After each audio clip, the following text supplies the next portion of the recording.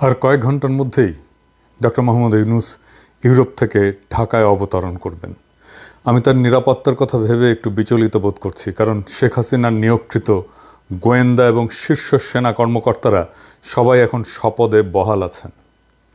এই লোকগুলো যে শুধু স্বৈরাচারী শেখ হাসিনার প্রতি সহানুভূতিশীল তাই নয়, একই সাথে এরা ইন্ডিয়ার খুবই অনুগত এবং বিশ্বস্ত অনুচর।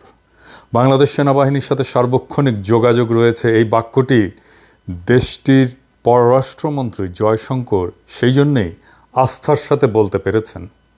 ডিজিএফআইয়ের মহাপরিচালক মেজর জেনারেল হামিদ একজন খুবই ধূর্ত, নিষ্ঠুর, দুর্নীতিবাজ অফিসার। বিগত 3 সপ্তাহ জুড়ে স্বৈরাচারী শেখ হাসিনা দেশের মানুষের উপরে যে হত্যাকাণ্ড চালিয়েছিল তার অন্যতম পরিকল্পনাকারী, উদ্যোক্তা এবং নির্দেশদাতা ছিলেন এই মেজর জেনারেল হামিদ। পতিত স্বৈরাচারের এত বড় দোসর হয়েও তিনি এখনও দেশের সবচেয়ে প্রভাবশালী গোয়েন্দা বাহিনীর মহাপরিচালক পদে দুর্দান্ত প্রতাপে বহাল থাকেন কিভাবে? যে ডিজিএফআইয়ের হেফাজত থেকে গুম হয়ে যাওয়া মানুষকে আয়নাঘর থেকে উদ্ধার করা হলো, সেই সংস্থার মহাপরিচালক এখন এই ঘাতক সংস্থা পরিচালনা করেন কোন শক্তিতে, কোন নৈতিকতায়, কোন বলে, কোন বৈধতায়? তার চাকরি থাকে কিভাবে? তিনি মুক্ত থাকেন কি করে? তাকে এখনই অ্যারেস্ট করুন। এমন অফিসারেরাই পুলিশে কর্মরত তাদের সমগোত্রীয় ঘাতকদেরকে ঢাকা ক্যান্টনমেন্ট সহ বিভিন্ন সেনানিবাসের নিরাপদ আশ্রয় দিয়ে রেখেছেন। পুলিশের IG Abdullah Al Mamun, commissioner Habib, SB প্রধান মুনির, অ্যাডিশনাল আইজি আতিক, বিপ্লব এই সহ ডজন কুমার কুখ্যাত খুনি গ্রেপ্তার এড়িয়ে আয়েসে ঢাকা ক্যান্টনমেন্টে অবস্থান করছেন। আমার কাছে খবর আছে, গণ অভ্যুত্থান এবং বিপ্লবের প্রারম্ভিক সাফল্যের পর শুরুতেই যে সমস্ত কর্মকর্তাকে চাকরিচ্যুত করে অ্যারেস্ট করার কথা, মেজর জেনারেল হামিদ তাদের মধ্যে অন্যতম। লোকটা সেনাপ্রধানের পূর্ণ আস্থা উপভোগ করে বহাল তবিয়তে ক্ষমতা ধরে রেখেছে। একই সাথে শোনা যাচ্ছে যে গণ অভ্যুত্থানে নেতৃত্বদানকারী ছাত্রদের সাথে অন্তর্বর্তীকালীন সরকারের রূপরেখা এবং কে প্রধান উপদেষ্টা, কারা কারা উপদেষ্টা হবেন সেসব বিষয় নিয়ে সমঝোতার নামে দর কষাকষি এবং নানা ক্রিয়া কৌশল অবলম্বন করছেন এই গোয়েন্দা প্রধান। অতি দ্রুত এই লোকটির বিরুদ্ধে ব্যবস্থা না হলে ডক্টর মোহাম্মদ ইউনূস সহ অন্তর্বর্তীকালীন সরকারের সকল সদস্যই অনিরাপদ থাকবেন। আয়নাঘর কারা বানিয়েছে? ডিজিএফআই তো। সেই আয়নাঘরের বন্দিরা যে একে একে ছাড়া পাচ্ছে সেটা কার কমান্ডে ছিল?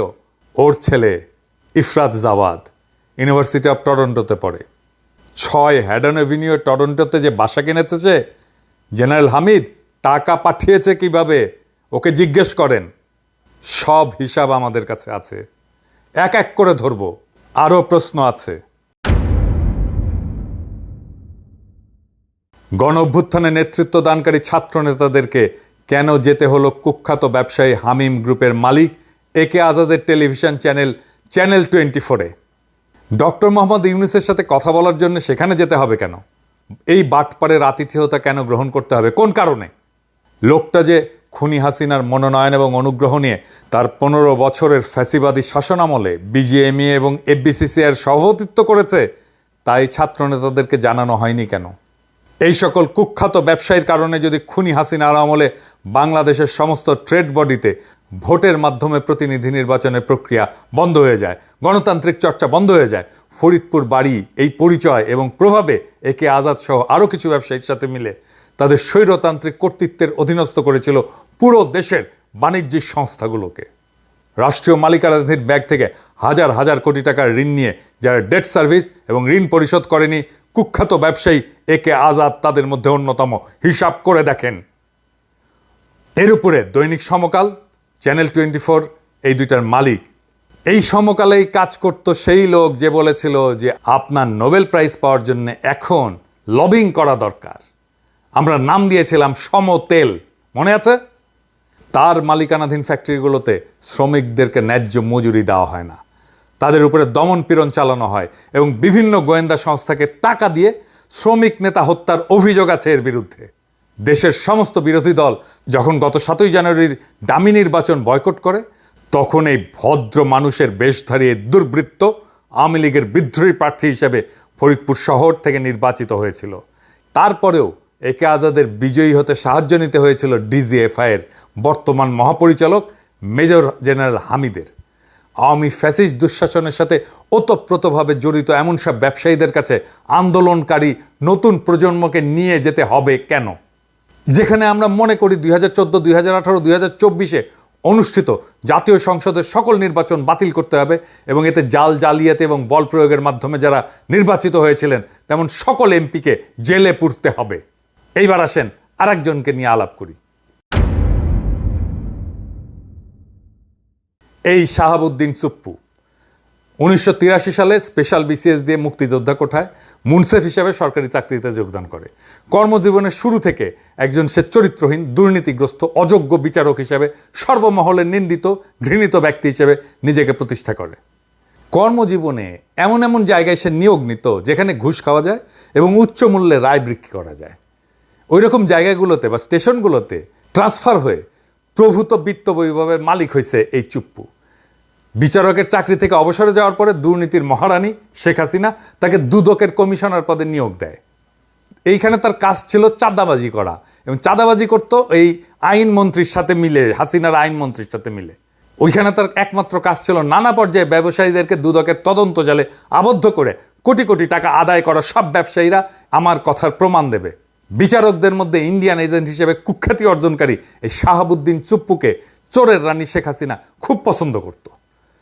চাকরি জীবনের সকল পর্বে ফ্যাসিস্ট শাসক শেখ মুজিবের মেয়েকে নগদ টাকার বান্ডিল দিয়ে আসতো এই চুপ্পু। তাদের দুইজনের সম্পর্ক ছিল দুর্নীতির অর্থ ভাগাভাগি করার মতো গোপন এবং খুবই ঘনিষ্ঠ। সাংবিধানিক পদ দুদকের কমিশনার হিসেবে সে অবসরে গেলে কাঁড়াল রানী তাকে লুট করা ইসলামী ব্যাংকের ভাইস প্রেসিডেন্ট পদে নিয়োগের ব্যবস্থা করে। সেখানে বসে চুপ্পু সারাক্ষণই দেশ লুটকারী এস আলমের নির্দেশ অনুযায়ী সকল ধরনের অন্যায় কার্যক্রম পরিচালনা করত।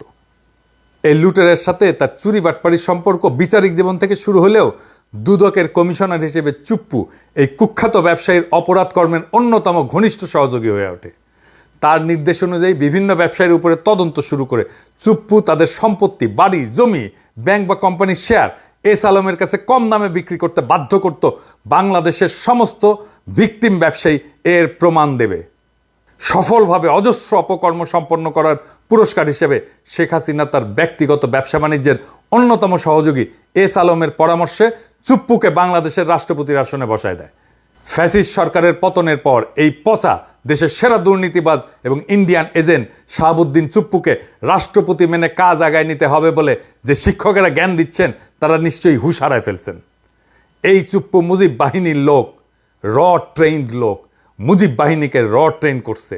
বাংলাদেশের প্রেসিডেন্ট যাদেরকে বানাইছে হাসিনা সব কয়টা র ট্রেন্ড লোক। আব্দুল হামিদও র ট্রেন্ড লোক। এমন দাগি অপরাধীদেরকে রাষ্ট্রীয় গুরুত্বপূর্ণ পদ থেকে লাথি মেরে বের করে দিয়ে এদের বিচারের কাঠগড়ায় দাঁড় করাতে না পারলে এই গণ অভ্যুত্থান, বিপ্লব, শত শত শহীদের আত্মদান, অজস্র মানুষের অঙ্গহানি, অন্ধ হয়ে যাওয়া এবং অপরিসীম দুঃখ কষ্ট বৃথা যেতে বাধ্য হবে। পতিত সরকারের রাষ্ট্রপতি চুপ্পু, ডিজিএফআইয়ের মহাপরিচালক খুনি মেজর জেনারেল হামিদ এবং কুখ্যাত ব্যবসায়ী একে আজাদকে অন্তর্বর্তীকালীন সরকার গঠনের সকল প্রক্রিয়া থেকে দূরে সরায় দিতে হবে। তা না করতে পারলে এই তত্ত্বাবধায়ক সরকার ব্যর্থ হবে। এই বিপ্লবকে আর জন আকাঙ্ক্ষাকে ধারণ করতে পারবে না এই তত্ত্বাবধায়ক সরকার। আমরা চাই এই সরকার সফল হোক, আমাদের সমর্থন থাকবে, কিন্তু আমরা চাই না আওয়ামী লীগের হাতে অস্ত্র তুলে দিতে। আমরা চাই না আওয়ামী লীগ এটা বলুক এই সরকার ব্যর্থ হয়েছে। আমরা চিনি কারা হাসিনার অনুগ্রহ পাইছেন। আমরা জানি বাংলাদেশে ভারতের স্বার্থ কারা রক্ষা করে। আমরা যদি এদের কাউকে শাসন ক্ষমতার ধারে কাছে দেখি, বাঘের মতো ঝাঁপায় পড়ব আর কচ্ছপের মতো কামড়ায় ধরব। ছাড়ন নাই। ইনকিলাব জিন্দাবাদ।